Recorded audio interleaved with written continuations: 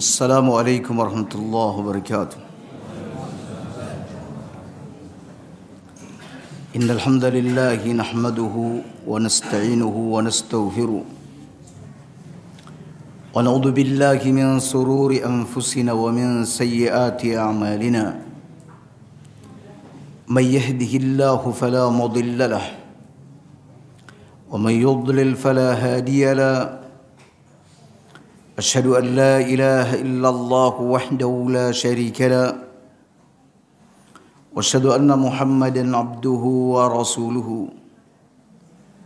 قال الله تعالى: يا أيها الذين آمنوا اتقوا الله حق تقاته ولا تموتن إلا وأنتم مسلمون. يا أيها الذين آمنوا اتقوا الله وقولوا قولا سديدا يصلح لكم أعمالكم ويغفر لكم ذنوبكم ومن يطع الله ورسوله فقد فاز فوزا عظيما. أما بعد فإن أصدق الحديث كتاب الله وخير الهدي هدي محمد صلى الله عليه وسلم وشر الأمور محدثاتها وكل محدثة بدعة وكل بدعة ضلالة وكل ضلالة في النار. الحمد لله على نعمته تتم الصالحات والحمد لله على كل حال. Kaum muslimin, hari ini adalah hari Arafah dan akan kita jelaskan tentang bagaimana hari ini disebut sebagai hari Arafah. Dan tentu di dalamnya ada beberapa hukum. Dan setelah hari Arafah disebut dengan hari Nahar atau disebut dengan hari Idul Adha. Dan juga di hari tersebut ada hukum, ada beberapa hukum-hukum yang terkait dengannya.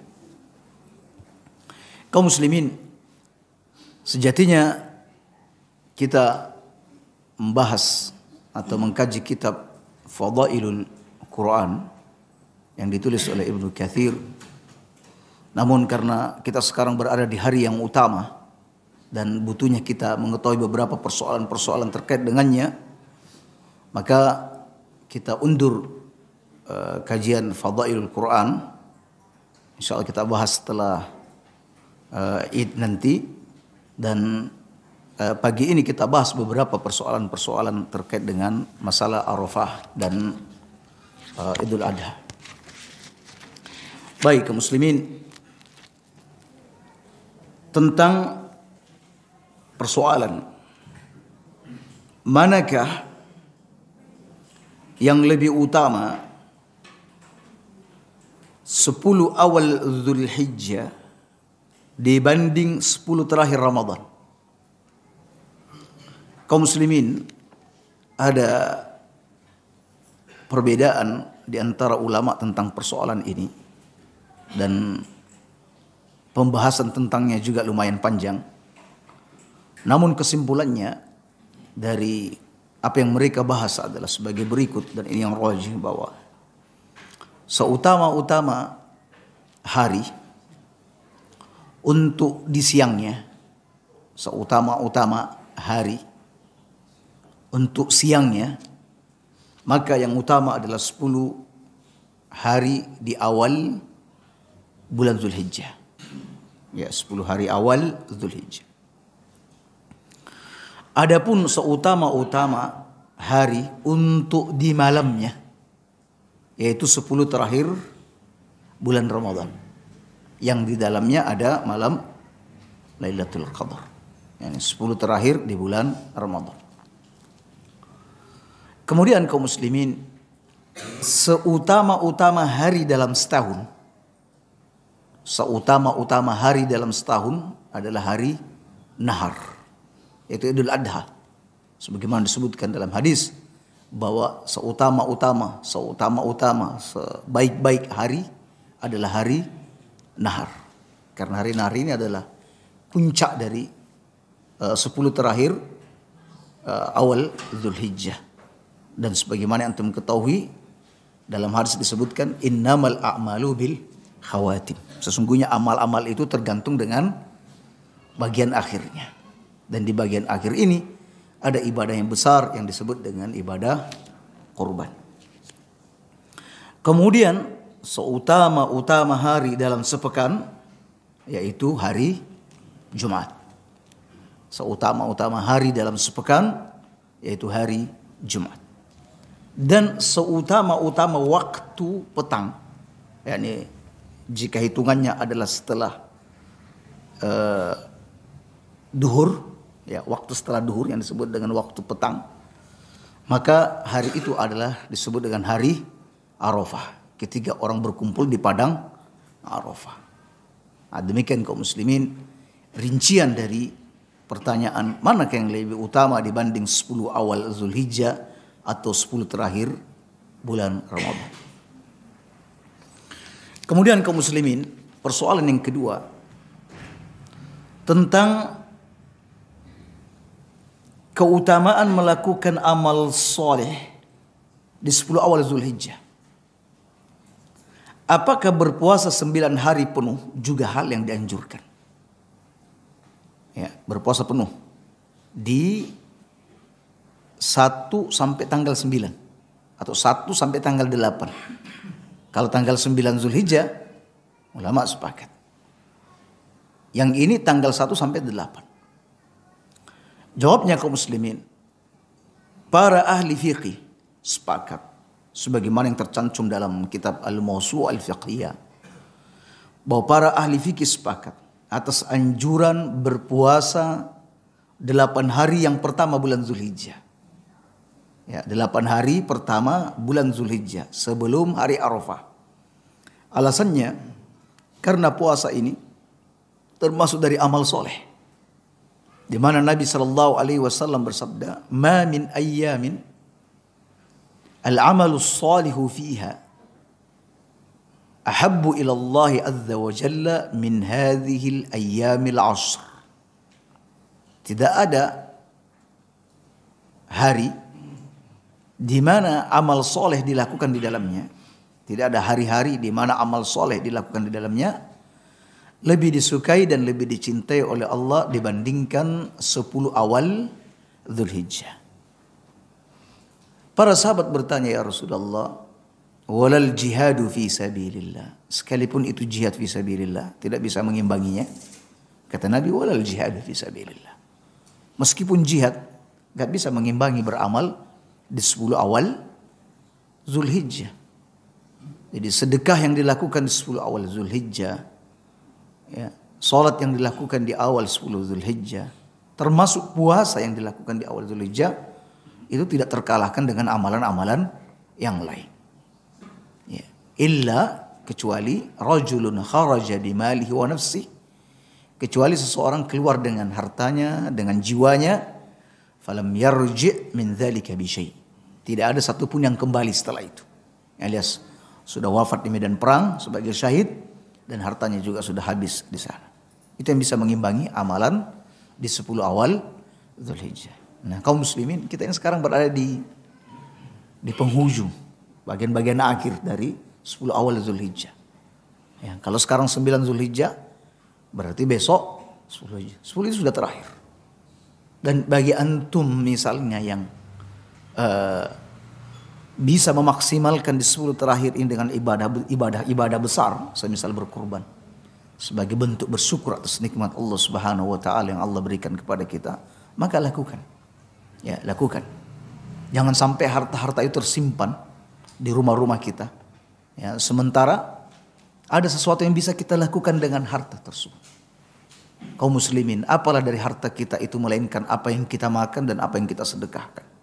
Sebagaimana sabda Nabi SAW kepada Qais. Dia berkata, ya Qais, bagaimana engkau memperlakukan hartamu? Lalu Qais mengatakan begini dan begitu. Kata Nabi, Qais, ketahuilah, mana yang lebih engkau cintai, hartamu sendiri atau harta ahli warismu? Kata Qais, ya Rasulullah, tentu saya lebih mencintai harta saya sendiri dibanding harta ahli waris saya. Kata Nabi SAW, ya Qais, Sesungguhnya hartamu itu adalah apa yang engkau makan dan dia akan pergi, yakni dia akan menjadi kotoran.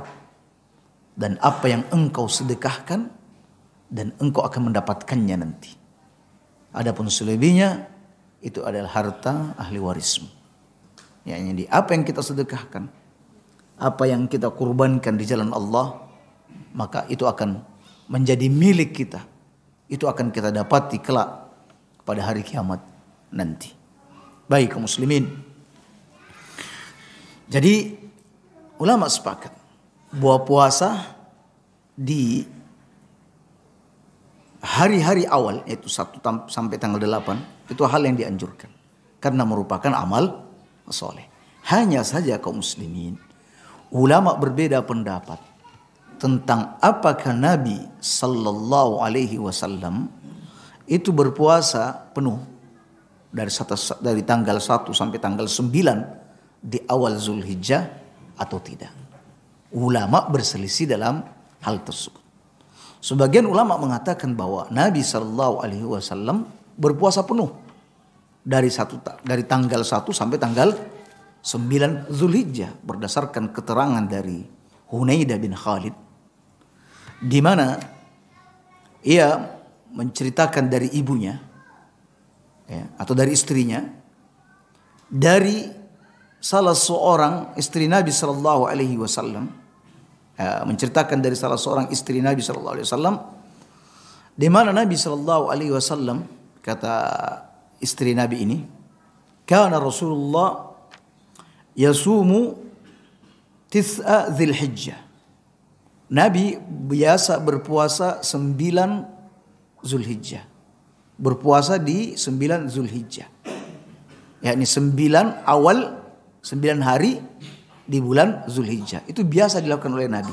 Berpuasa 9 hari di awal Zulhijjah. Wa yauma Asyura. Begitu juga hari Asyura. Wa thalathata ayyamin min kulli syahr. Dan 3 hari dalam sebulan. 3 hari dalam sebulan. Ini sebagaimana dikatakan oleh Hunaidah. Sementara Aisyah radhiyallahu anha berkata, anna an-nabiy sallallahu alaihi wasallam lam yasumul asr.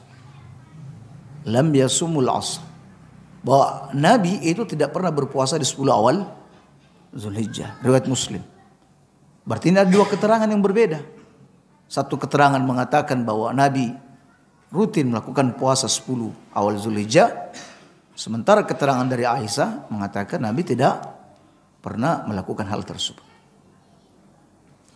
Dan sebagaimana yang antum ketahui bahwa Nabi memiliki 9 istri. Ya, Nabi memiliki 9 istri dan setiap istri mendapatkan giliran satu hari.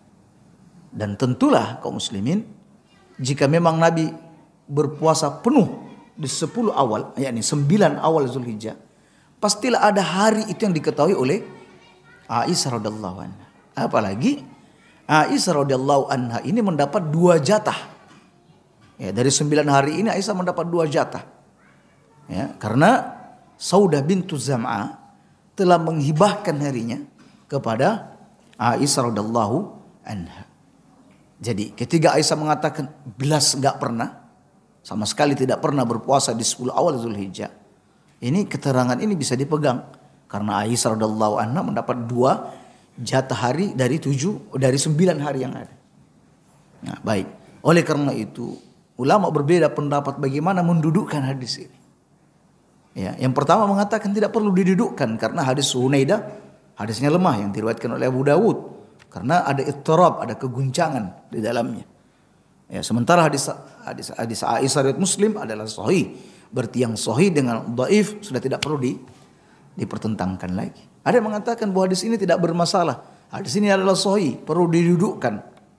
Nah, demikian. Tetapi ala kulli hal kaum muslimin, meskipun hadis ini atau taruhlah memang Nabi tidak pernah berpuasa, tidak berarti bahwa berpuasa pada hari-hari tersebut tidak disyariatkan.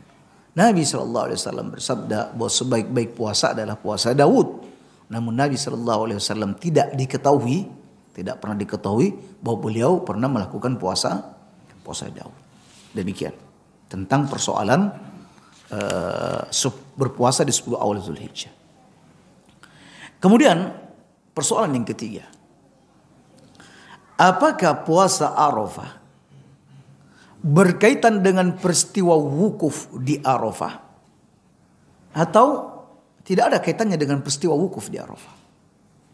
Ini pertanyaan yang sering datang di setiap tahunnya apabila terjadi perbedaan satu Zulhijjah antara di negeri kita dengan di Mekah. Dan tentu jawaban para ustadz dan jawaban orang-orang yang berfatwa berbeda-beda antara satu dengan yang lain. Dan mungkin juga apa yang kami sebutkan ini berbeda dengan sebagian antum yang memahami tidak seperti itu. Baik kaum muslimin, jawab bahwa berpuasa pada hari Arafah disepakati oleh ulama. Mungkin juga kita tidak katakan disepakati karena ada sebagian ulama mengatakan bahwa puasa Arafah itu hadisnya tidak sahih, dan yang benar bahwa hadisnya sahih riwayat Muslim. Namun ada yang mengatakan mursal, bahwa Nabi bersabda, siyamu yaumi Arafah ahtasibu 'ala Allah ay yukaffira as-sanata allati qabla was-sanata allati ba'da. Puasa pada hari Arafah, aku berharap bahwa itu dapat menghapuskan dosa setahun yang sebelumnya dan setahun setelahnya. Hadis ini riwayat Muslim dan yang benar hadis ini adalah sahih. Nah, pertanyaannya kaum muslimin, pertanyaan yang mendasar, puasa Arafah ini apakah terkait dengan peristiwa wukuf di Arafah?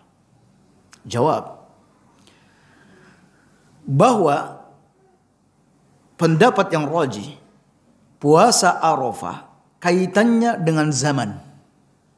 Kaitannya dengan zaman, itu kaitannya dengan waktu. Yaitu tanggal 9 Zulhijjah. Bukan atau tidak terkait dengan makan, tidak terkait dengan tempat. Yaitu di saat orang-orang tengah berkumpul di padang Arafah.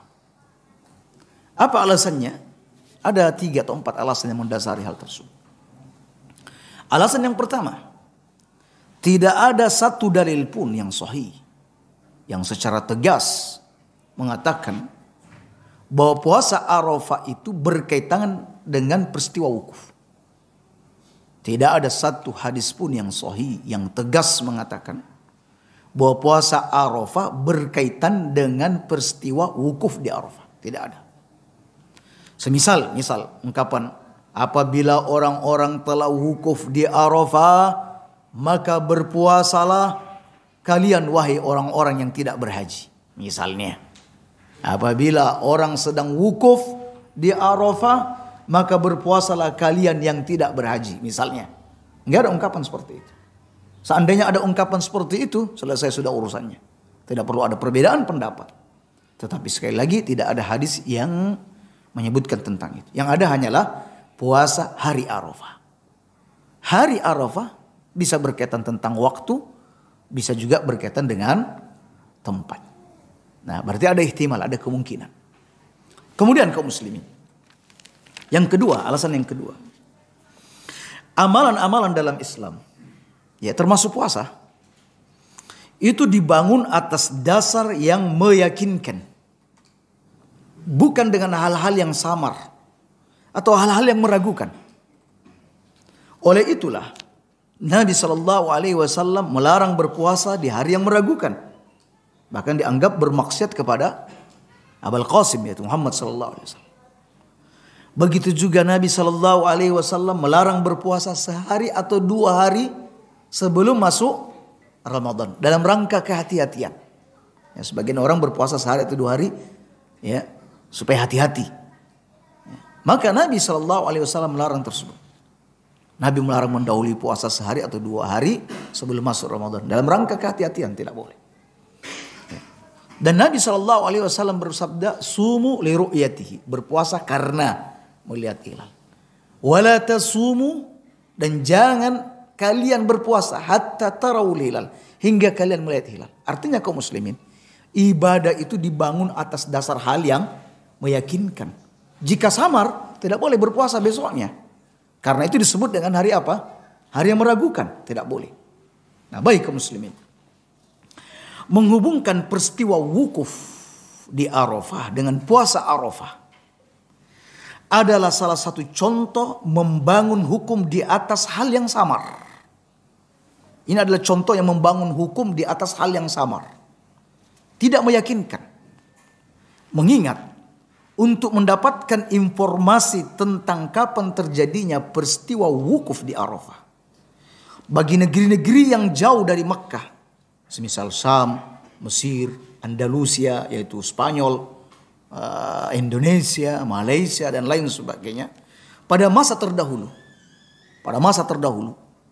sebelum adanya teknologi komunikasi seperti yang kita rasakan saat ini, adalah hal yang sulit mereka dapatkan, bahkan bisa dikatakan adalah hal yang mustahil.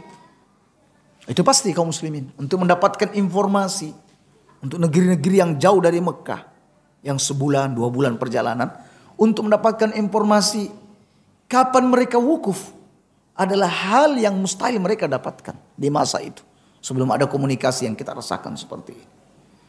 Ya, berarti kaum muslimin, jika memang kaitannya dengan peristiwa wukuf, mereka hanya memperkira-kirakan ini peristiwa wukuf apa enggak ya, lagi wukuf apa enggak ya. Berarti ini membangun hukum di atas ketidakpastian. Nah, sementara agama ini harus dibangun atas dasar kepastian. Ya, jadi khilafnya ini kaum muslimin, khilafnya ini adalah belakang-belakangan seperti ini. Adapun 100 tahun atau sebelum abad ke-20, ya tentu kaum muslimin tidak ada pembincangan seperti ini. Karena orang-orang tentu beramal, berpegang dengan hilal 1 Zulhijjah mereka masing-masing. Kalau sudah dapat 1 Zulhijjahnya, berarti otomatis 9 Zulhijjahnya juga sudah dapat. Begitu juga 10 Zulhijjahnya. Kemudian yang ketiga kaum muslimin, bukti lain bahwa puasa Arafah berkaitan dengan waktu atau zaman, bukan tempat, adalah sebanyak apapun orang yang berkumpul di padang Arafah di luar tanggal 9 Zulhijjah, ya, sebanyak-banyaknya orang kumpul di Arafah, ya, di luar bulan 9 Zulhijjah, di luar Zulhijjah, maka tidak ada syariat berpuasa Arafah, walaupun mereka ngumpul semua di sana. Ya, tidak ada puasa Arafah. Dan sebaliknya, jika masuk tanggal 9 Zulhijjah dan tidak ada seorang pun berkumpul di Arafah untuk wukuf, mungkin terjadi bencana, peperangan, atau mungkin ada pembegalan, atau ada penyakit yang mewabah, maka hal itu tidak menghapus atau meniadakan puasa Arafah. Ya, jadi ada orang berkumpul di sana di luar waktu, tidak disebut puasa Arafah. Ya, tidak ada orang berkumpul di Arafah karena satu sebab, namun sudah masuk 9 Zulhijjah, maka puasa Arafah tetap disyariatkan walaupun tidak ada wukuf di Arafah. Kemudian yang keempat, puasa Arafah kaum muslimin erat dengan hari setelahnya. Puasa Arafah itu amat erat dengan hari setelahnya. Itu disebut dengan hari nahar. Ya. Hari Idul Adha. Sedang untuk Idul Adha Nabi SAW bersabda, as-sawmu yawma tasumun. Hari berpuasa itu adalah di mana orang ramai berpuasa. Yakni berpuasalah bersama jamaah kaum muslimin, bersama mayoritas kaum muslimin yang ada di negeri ini. Wal fitru yauma tuftirun. Dan hari berlebaran itu adalah di mana orang-orang ramai berlebaran. Yang berlebaranlah bersama orang-orang ramai berlebaran atau mayoritasnya. Dan wal adha yauma tudahun. Dan adha itu adalah hari di mana orang-orang ramai kaum muslimin beridul adha. Alias jangan mayoritas di negeri itu tidak ada yang beridul adha, lalu ada sekelompok orang yang beridul adha pada waktu itu. Terus apa makna id? Ya, id itu artinya orang berkumpul bersama, merayakan suatu acara. Itu yang disebut dengan id. Nah, kaum muslimin tidak ada yang disebut dengan ini hari nahar, sebelumnya kosong, baru sebelumnya Arafah. Kalau tanggal 8 itu disebut dengan tarwiyah. Kalau tanggal 9 disebut dengan Arafah. 10 disebut dengan hari Nahar. Nah, jadi Arafah berarti besok adalah hari Nahar. Hari Idul Adha. Dan Nabi SAW bersabda demikian. Idul Adha kalian adalah beridul adha bersama orang-orang ramai, yakni mayoritas kaum muslimin yang ada di tempat tersebut. Baik kaum muslimin. Sekarang kita pindah pada puasa tarwiyah. Puasa tarwiyah yaitu tanggal 8 Zulhijjah, di mana sebagian para dai memotivasi orang-orang untuk melakukan puasa tarwiyah. Jawabnya, tidak ada satu hadis sahih pun tentang keutamaan dan anjuran puasa tarwiyah. Hadis-hadis yang berkait dengannya adalah lemah lagi palsu. Di antara hadis tersebut adalah saumu yaumi tarwiyah kaffaratu sanatin wa saumu yaumi arafah kaffaratu sanatain. Puasa pada hari tarwiyah menghapus dosa 1 tahun. Sementara puasa hari Arafah menghapus dosa 2 tahun. Hadis ini diriwayatkan oleh Ad-Dailami dalam Musnad Al-Firdaus. Dalam sanadnya ada rawi yang bernama Muhammad bin Sa'ib Al-Kalbi. Dia tertuduh berdusta, dengan demikian hadisnya palsu. Ya, dia tertuduh berdusta. Ya, muttaham. Ya, ini indikasi menunjukkan bahwa hadis tersebut adalah palsu. Tapi sayang, ini masih beredar setiap tahunnya hadis-hadis seperti ini. Ya. Bukan kita mengingkari puasa tanggal 8, sama sekali tidak, karena itu bagian daripada 10 awal Zulhijjah. Tetapi mengangkat suatu hadis dan mengistimewakan tanggal 8 Zulhijjah dengan hadis ini adalah hal yang tertolak dan bagian daripada bid'ah dalam agama. Kemudian kaum muslimin, tentang hadis sebaik-baik doa adalah doa pada hari Arafah. Sebaik-baik doa adalah doa pada hari Arafah. Disebutkan dalam hadis yang diriwayatkan oleh Imam Malik. Afdalud du'a'u yaumi Arafah. Seutama-utama doa adalah doa pada hari Arafah. Wa afdalu ma qultu ana wan nabiyyuna min qabli.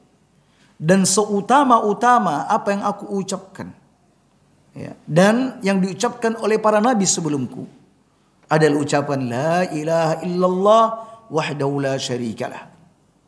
Hadis ini diriwayatkan oleh Imam Malik, ya, secara mursal, disepakati atas kemursalannya, sebagaimana dikatakan oleh Ibnu Abdul Bar, pensarah kitab Muwatta Imam Malik. Mursal, dan hadis mursal ini sudah pasti hadis lemah. Karena diriwayatkan oleh seorang tabi'in langsung ke Nabi. Tidak menggunakan perantara sahabat. Hadisnya mursal. Kemudian ada juga riwayat dari Tirmidzi. Dari Amr bin Shu'aib, dari ayahnya, dari kakeknya. Di mana Nabi bersabda, khairud du'a. Sebaik-baik doa adalah du'a'u yaumi Arafah. Adalah doa pada hari Arafah. Ini redaksinya berbeda dengan Imam Malik. Kalau Imam Malik afdal, kalau ini khair. Sebaik-baik doa. Hadis ini dilemahkan oleh Imam Tirmidzi. Ya, yang meriwayatkannya sendiri melemahkannya dan mengatakan ini hadis gharib. Dan tidak sedikit ulama-ulama, pembesar-pembesar ulama terdahulu menganggap bahwa di sini adalah dhaif. Termasuk Ibnu Qayyim dan beberapa ulama-ulama masa kini juga melemahkannya. Namun ada juga yang mensahihkannya. Tetapi ke derajat lemah itu adalah lebih kuat. Sekalipun kita katakan bahwa doa ini juga adalah amalan soleh. Kita tidak memungkiri itu, ya. Tidak memungkiri bahwa berdoa adalah amalan soleh, dan melakukan amal soleh di 10 awal Zulhijjah adalah kebaikan. Dan Nabi SAW bersabda, ad-doa huwal ibadah. Doa itu adalah ibadah. Baik kaum muslimin. Kemudian hadis terkait dengan bulu-bulu kurban. Bulu-bulu kurban. Disebutkan dalam riwayat, para sahabat bertanya, ya Rasulullah, ma hadhil adahi? Ada apa dengan hewan-hewan kurban ini? Faqala Nabi sallallahu alaihi wasallam sunnatu abikum Ibrahim.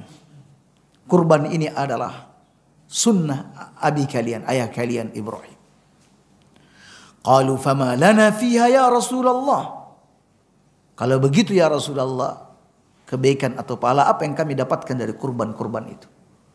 Kata Nabi sallallahu alaihi wasallam, bi kulli sya'aratin hasanatun. Setiap sehelai bulu dari hewan tersebut satu kebaikan. Ya berarti kalau di badan, di tubuh hewan kurban itu ada jutaan bulu, berarti ada jutaan pahala yang disediakan untuk pengorban. Tetapi hadis ini tidaklah sahih. Hadis ini adalah maudhu', palsu. Tidak sahih. Kemudian hadis berikutnya. Man ba'a jilda udhiyati fala udhiyatalah. Barang siapa yang menjual kulit kurbannya, maka tidak ada kurban untuknya, alias tidak sah kurbannya. Barang siapa yang menjual kulit kurban. Kaum muslimin, hadis ini yang benar adalah dhaif. Sebab perawi yang ada di dalamnya yaitu Abdullah bin Ayyas, dhaifun jiddan, dia adalah lemah sekali. Dia berkesendirian dalam meriwayatkan dari Al-A'raj dari Abu Hurairah. Yang benar ini adalah perkataan Ka'ab bin Akhbar. Kemudian kaum muslimin, tentang persoalan takbir di hari Arafah. Takbir pada hari Arafah. Ya seperti hari-hari yang akan kita jalani, yang kita jalani saat ini. Ketahuilah kaum muslimin, tidak ada satu hadis sahih pun yang dapat dijadikan sandaran untuk persoalan tentang masalah takbir. Ya. Takbir pada hari Idul Adha, di setiap selesai sholat lima waktu berturut-turut sampai tanggal 13 Zulhijjah. Namun kaum muslimin, ini diamalkan oleh para sahabat. Jadi kalau kita mau merujuk hadis tidak ketemu. Ya. Tetapi ini diamalkan oleh para sahabat. Bahkan Imam Ahmad rahimahullah ta'ala mengklaim ini sebagai ijma'. Mengklaim sebagai ijma'nya para sahabat. Dan ini adalah hujjah. Jadi kalau sahabat berijma' adalah hujjah. Bahwa mereka para sahabat bertakbir semenjak usai salat subuh pada hari Arafah hingga hari terakhir ayyamut tasyrik. Ya. Baik. Jadi istilahnya kalau mau diamalkan, semestinya tadi habis salat subuh kita bertakbir. Ya. Keterangan ini kita bisa dapatkan dalam kitab Al-Mughni. Imam Ahmad ditanya, hadis apa yang Anda jadikan sebagai sandaran disyariatkannya bertakbir dari salat subuh hari Arafah hingga terakhir ayyamut tasyrik? Beliau menjawab dengan dasar ijma' Umar, Ali, Ibnu Abbas dan Ibnu Mas'ud. Baik. Di antara asar tersebut kita sebutkan dari Ali bin Abi Thalib bahwa beliau bertakbir setelah salat subuh pada tanggal 9 Zulhijjah sampai asar tanggal 13 Zulhijjah. Beliau juga bertakbir setelah asar. Hadis ini sahih dari Ali bin Abi Thalib. Dari Ibnu Abbas bahwa beliau bertakbir setelah salat subuh pada tanggal 19 Zulhijjah sampai pada tanggal 13 Zulhijjah.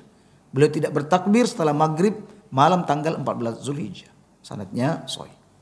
Adapun prakteknya kaum muslimin, ada takbir yang bersifat muqayyad dan ada takbir yang bersifat mutlak. Yang bersifat muqayyad sebagaimana yang didapatkan dari asar para sahabat, mereka bertakbir setelah salat 5 waktu. Ya, bertakbir setelah salat 5 waktu. Dan ulama berbeda pendapat, ini langsung takbir setelah salam atau zikir dulu baru setelah itu takbir. Yang benar bahwa takbir dilakukan setelah zikir usai dilaksanakan. Jadi usai zikir ya, baru kemudian takbir. Takbir tidak perlu dikoordinir. Tidak perlu dipimpin satu dulu imam, baru kemudian yang lainnya bertakbir. Selesai makmum bertakbir, imam bertakbir, Selesai imam, makmum bertakbir. Tidak perlu kaum muslimin. Ya, bahkan ini adalah amalan bid'ah. Tidak ada contoh dari Nabi SAW. Jadi cukup siapa yang sudah selesai berzikir, mulailah untuk mengangkat suara dengan bertakbir tanpa harus menunggu komando imam. Ya, jadi selesai, Allahu Akbar, Allahu Akbar, Allahu Akbar. La ilaha illallah, Allahu Akbar. Dan itu terus berlangsung sampai tanggal 13 Zulhijjah. Adapun takbir mutlak, maka dilakukan setelah selesai sholat kapan saja. Anda sedang berada di pasar sambil takbiran, Anda berada di tempat pekerjaan sambil takbiran, Anda di sawah juga takbiran. Ini tidak terikat dengan waktu dan tempat. Kapan saja kita bisa bertakbir. Nah, demikian kaum muslimin, beberapa persoalan terkait dengan hari yang sedang kita jalani dan yang akan kita jalani. Tentu masih banyak persoalan yang belum diangkat. Nah, termasuk kaum muslimin bahwa berkorban itu, ya, ulama berbeda pendapat tentang orang yang meninggal dunia dikorbankan. Ya, dan pendapat yang unggul bahwa tidak ada satupun hadis yang memberikan keterangan bahwa orang mati itu dikorbankan secara terpisah. Yang ada bahwa orang mati, orang yang sudah wafat itu dikorbankan mengikuti orang yang hidup. Jadi ketika dia hendak berkorban, dia berkata, mengiklankan, ya Allah, ini dariku dan keluargaku yang sudah wafat ataupun yang masih hidup. Bismillahirrahmanirrahim. Kalau itu diperbolehkan. Tapi kalau untuk orang yang sudah meninggal dikorbankan secara kesendirian, maka tidak ada hadis yang mendukung perbuatan tersebut. Kemudian termasuk kaum muslimin membagi-bagikan hewan korban. Ya, membagi hewan korban menjadi 3. Sepertiga dimakan, sepertiga disedekahkan, sepertiga untuk fakir miskin. Maka pembagian seperti ini tidak didukung dengan sunnah.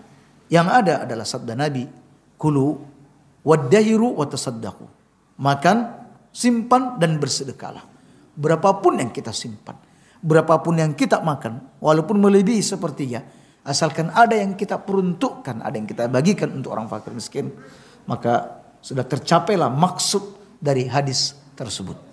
Nah, demikian kaum muslimin. Adapun mengharuskan harus sepertiga, maka tidak ada dalil yang mengatakan demikian. Dan kaum muslimin, jika antum termasuk orang yang berkurban pada hari ini, esok, maka jika antum sanggup, maka sembelilah kurban antum sendiri. Kalau antum sanggup, punya kemampuan untuk menyembelih. Dan jangan lupa, hendaklah ketika Anda keluar meninggalkan rumah Anda menuju ke tanah lapang, Anda tidak perlu makan. Sebaiknya tidak makan hingga Anda memakan daging sembelihan Anda, hingga Anda memakan korban, daging korban Anda. Sebagaimana Nabi SAW, beliau setelah Idul Adha, beliau tidak makan ketika menuju ke tanah lapang, tidak makan, dan makannya ketika makan daging korbannya beliau. Ya, adapun antum yang tidak berkorban, ya makanlah setelah ketika mau menuju ke tanah lapang. Adapun untuk Idul Fitri memang semuanya dianjurkan untuk makan. Idul Adha tidak dianjurkan makan bagi orang yang hendak berkorban. Demikian. Tentu masih ada pertanyaan-pertanyaan terkait dengan itu, maka kami persilakan untuk bertanya.